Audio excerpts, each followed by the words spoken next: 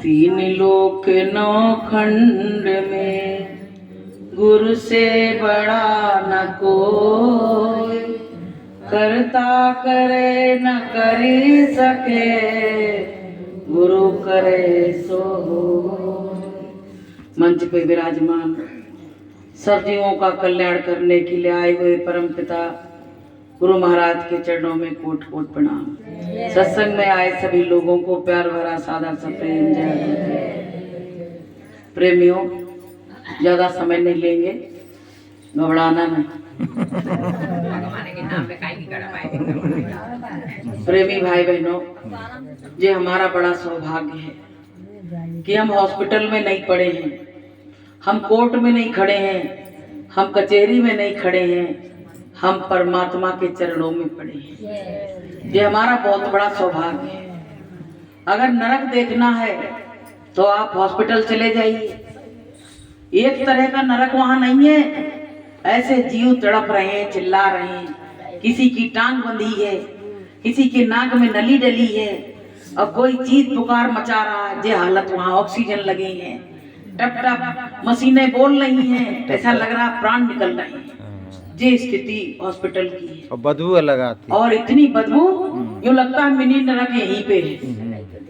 और कोर्ट में जाइए, कचहरी में जाइए, आजकल लेडीजों की संख्या ज्यादा कोर्ट कचहरियों में हो रही है, क्योंकि खुद जुल्म करती हैं और अच्छे जो आदमी बेचारे बेगुनाह हैं उनको फंसा देती हैं और कोर्ट कचहरियों के चक्कर काटती हैं। आजकल ये माहौल हो गया है।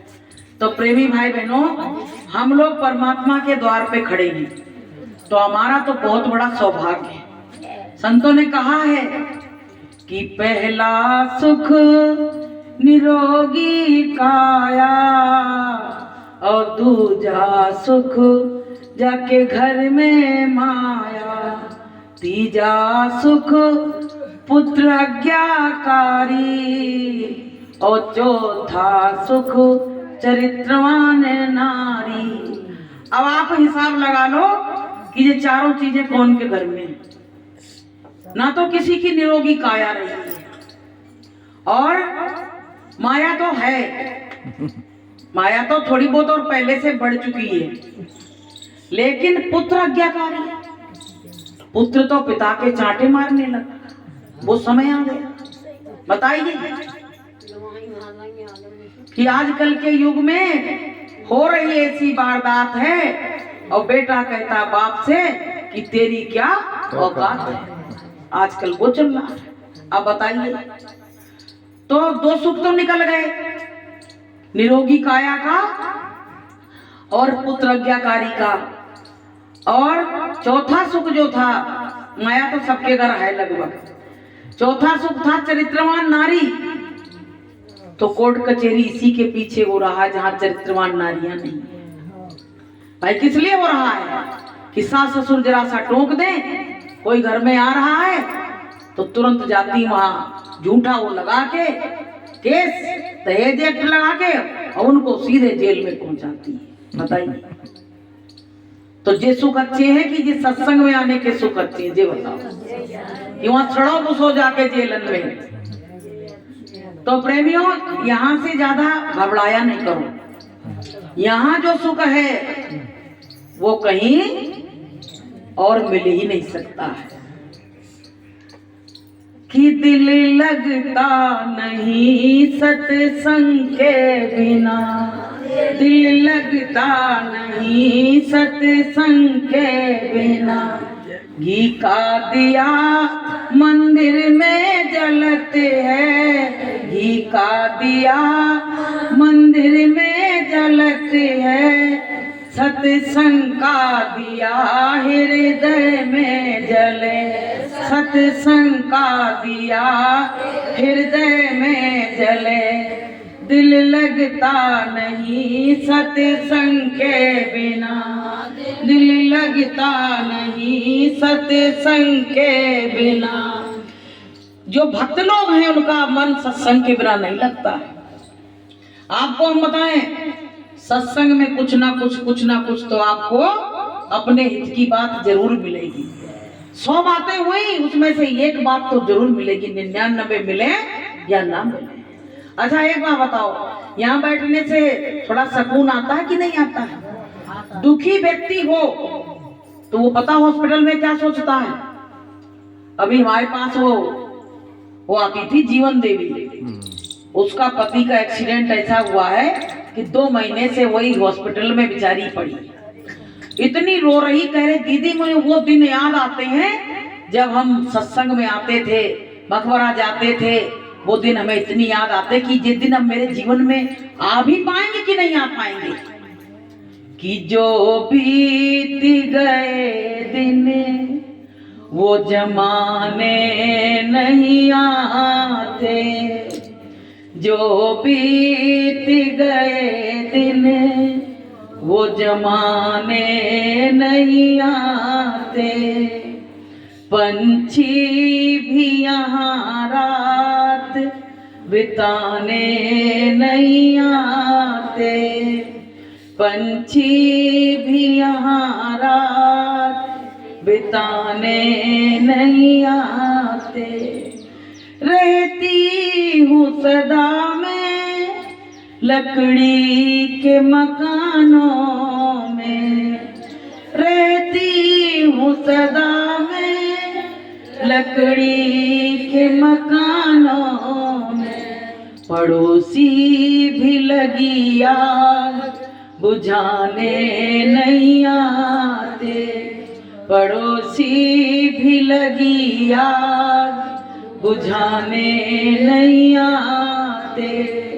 बच्चे भी यहाँ शोर मचाने नहीं आते, बच्चे भी यहाँ शोर मचाने नहीं आते। जो बीत गए दिन वो जमाने नहीं आते। देखो जब आदमी बीमार हो जाता है तो घर वाले, परिवार वाले, जहां वो लेटा होता वहां से निकलना भी पसंद नहीं करते। और वही दिन आता है कि शादी होती है तो मुंह दिखावनी होती है, कहते बहू आई है मुंह दिखाई करो, लोग पैसा दे दे के मुंह दिखाई करके जाते हैं।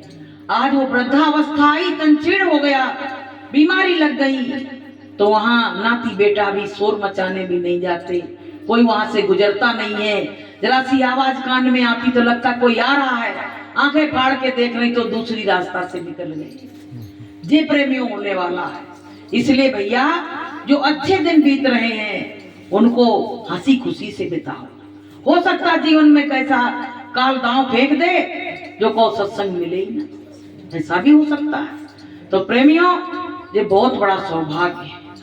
कहा गया कि सत्संग बड़ा है सुहाना, बहना सत्संग में जाना। सत्संग बड़ा है सुहाना, बहना सत्संग में जाना। आप भी जाना पड़ोसन को लाना, आप भी जाना पड़ोसन को लाना। करना न कोई बहाना, बहना सत्संग में आना। करना न कोई बहाना, बहना सत्संग में आना। तो कहते हैं कोई बहाना नहीं बनाना, जब तुम्हारा शरीर सही हो तो सत्संग के लिए बहाने बना। कहते हैं आप भी आओ, अपने पड़ोसी को भी लेके आओ, क्योंकि वो इतनी अच्छी चीज है कि दुनिया के सताए लोग यहाँ सीने से लगाए जाते हैं और दरबार में सच्चे सतगुरु के दुख दर्द मिटाए जाते हैं। प्रेमियों बड़े बड़े लोगों के दुख दर्द गुरु महाराज ने मिटाए, बड़े बड़े लोगों के दुख दर्द मिटाए। तो प्रेमियों क्या हमारा दुख दर्द मालिक नहीं जानते, पर बस हमारे कर्म हैं, वो कर्म कटवा लेंगे फिर हमको सुखी कर देंगे। लेकिन अधीनता नहीं रखनी चाहिए। अपने हृदय में अधीरता नहीं रखनी चाहिए। प्रेमियों, अभी मास्टर जी ने बताया कि दान पुण्य के बारे में। एक पंडित जी थे, तो कहते थे पंडित जी, एक और बड़े पंडित उनसे पुरोहित थे, उनसे कहते थे कि हम जाते हैं सत्संगों में, मेरा भी सुन के मन होता कि दान पुण्य करें, लेकिन मैं करें क्या? मेरे उपयोग की तो सब चीजें दिखती, हम कौन सी चीज का दान कर दें? कोई हमारे उपयोग की ना हो तो हम दान करें। तो बहुत विचार किया, बहुत विचार किया, तो बोले जो सब्जी काटते छिलका होते हैं वो हमारे उपयोग के नहीं है, दान करें। और आटा छानते हैं तो जो चोकर निकलता है वो हमारे उपयोग का नहीं है। तो बोले पंडित जी तुम आया करो तो हम इकट्ठा करके रख दिया करेंगे, लेके तो हम नहीं जा पाएंगे, तो वो तुम ले जाए। अब पंडित जी ने कहा चलो कुछ तो देना सीख रहा है, एक दिन और अच्छा सीख जाएगा। पंडित जी ले जाए, उसको गैया को खिला दे। अब गैया को रोज खिलाने लगे तो भाई कुछ तो पुण्य मिल ही रहा है, उसका दुरुपयोग तो नहीं हो रहा। पंडित जी को नहीं मिल रहा पर गाय को तो मिल रहा है। एक दिन क्या हुआ, उनके घर में एक बिल्ली पली थी, तो उसकी बहू बड़ी परेशान रहती थी, इसमें मुंह डाल रही, उसमें मुंह डाल रही। उसने उठा के ऐसा पटा दिया कि बिल्ली वहीं पे पसर गई। अब वही पंडित जी आए, बोले जी क्या हो? अरे बिल्ली मर गई। बोले इसका तो बहुत बड़ा दोष, इसका दोष? तो बोले पंडित जी किसी से कहना नहीं। क्या दोष है? अरे बोले पत्रा देख के बताएंगे। पंडित जी ने कही अब इसकी जो कंजूसी थी अब निकालेंगे। देखो कंजूस आदमी को क्या हाल हो रहा है। अब पंडित जी गए वहां, पत्रा देखा, बोले अरे पहली बात तो तुमको इतने मन चावल, इतने मन आटा और दालें और मेवा मिष्ठान जाने क्या क्या बता दिए। बोले पंडित जी ने कुछ कम कर लो। बोले कम क्या करें, पत्रा बता रहा। बोले हम क्या करें, पत्रा लिखा है। बोले हमें सुने जाओ क्या क्या देना है। सब चीज बता दी पंडित जी ने, बिस्तर कपड़ा सब बता दिए। बोले भाई एक चीज तो बकाया है, जितनी बिल्ली का वजन है इतने उस वजन की बिल्ली सोने की बनवानी पड़ेगी। यार पंडित जी मरे, आप मरे पंडित जी, आप कहा? बोले घर द्वार बेच देंगे तब भी नहीं दे पाएंगे। और बताओ हम तो कहते मेरे सब उपयोग की चीजें हैं, अब हमको सब देना पड़ रहा है। अब भैया पंडित जी ने कैसे रो के गा के पूजा पाठ करवाया। पंडित जी मन ही मन में खुश हो रहे, कह रहे अब पता पड़ा कि ऊंट पहाड़ के नीचे आवा है। इतने दिन से तो ये एक पैसा दान नहीं करता था। तो प्रेमियों, वो तो जो हुआ सो हुआ, ऐसे हम लोग भी हैं, पुण्य दान नहीं करते हैं। एकदम बीमारी फटकती है जब आती है, डॉक्टर कहते 5 लाख जमा करो पहले, हाल गए व्यवस्था कर रहे हैं, मर नहीं जाएगी, तुरंत व्यवस्था कर रहे हैं। और कैसे लाके दे दिया। इससे तो थोड़ा थोड़ा देते रहते तो तुम्हारा नुकसान भी नहीं होता और देते तो पता भी नहीं पड़ता। अब क्या हुआ प्रेमियों, पंडित जी जे सब लेके चले गए तो सास ने बहू से कही कि अभागी तेरे वजह से घर बर्बाद हो गया। बोले घर बर्बाद हो गया, अब वो बिल्ली को उठा के फेंक तो आ गए, बिल्ली भग गई होगी। अब उसने बिल्ली जैसे उठावे चली तो बिल्ली पटक के वो भग गई। आप बताइए क्या हाल हुआ। अब सब तो चला गया, अब का पंडित वापस करेंगे क्या? तो वो सिर पटक के वही रोने लगा, कहने लगा जो कुछ था सब चला गया, और कहीं हम पहले ही पुण्यदान कर लेते तो आज ये गति मेरी नहीं होती। तो सुन लो कंजूस लोगों, यही हाल होना है, यही हाल होना है। दान देने से कभी घटता नहीं है और बढ़ता है।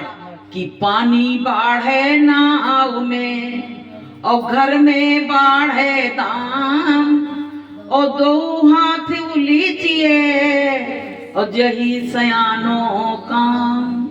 यही हमारी चतुराई है कि हम कम से कम अपने हाथों से एक है तो कम से कम चवन्नी दे दे। अभी वही कहानी तो सुनाई कि चवन्नी दे दी, 1 रुपया दे दिया तो भगवान गुरु ने उनका लिस्ट में पहला नाम लिख दिया। तो आज इसी के बात हम बता रहे हैं। आज ये पीछे बैठी हुई है कल्पना, आज इसने सत्संग कराया है। अब इसके पास क्या है देखो, आपको हम बताएं ना इसके घर ना द्वार, आपको इसकी स्थिति बताएं। भगवान के सहारे से, गुरु के सहारे से इसका जीवन चल रहा है, कोई आगे पीछे नहीं। लड़का 10 साल का था बहुत पहले, तो वो भी गुजर गया। पति ने भी साथ नहीं दिया। और माँ के में तो समझ लो भाई भौजाई का राज्य हो तो क्या हाल होता, सबका मालूम है। इसने 3-4 सत्संग यहीं पे करा लिए। देखो संगत का कितना बड़ा प्रभाव पड़ता है। आज ये यहाँ अच्छे लोगों की संगत में आ गई तो अपने पैसे का सदुपयोग कहाँ होना चाहिए वहां कर रही है। अगर आज से कहीं और चली गई होती तो पैसे का दुरुपयोग हो जाता। तो आज ये बेचारी कहने लगी, बहन जी मेरा सत्संग करा दो, मेरे जीवन का कोई ठिकाना नहीं, पता नहीं कब क्या हो जाए। अब बताए इसमें क्या है, मेहनत मजदूरी करके जो पैसा मिला उससे कह रही मेरा सत्संग करा दो। तो प्रेमियों, सबरी की पुकार परमात्मा ने सुनी थी।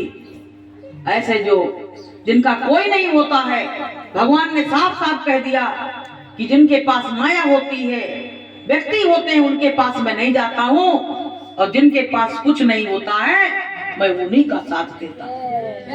बोलिए प्रेम से।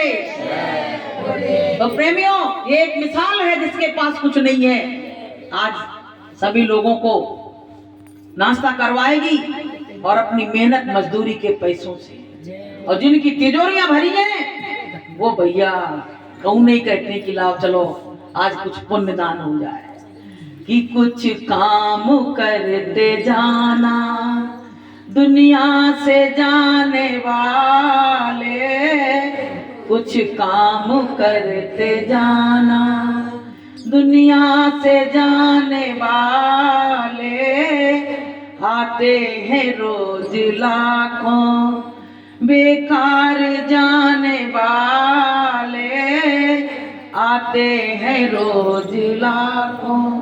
ऐसे तो लाखों लोग आ रहे संसार में, लेकिन कुछ अच्छा काम करके तो बिरले लोग जा रहे हैं। तो प्रेमियों, आज इसने सत्संग कराया है।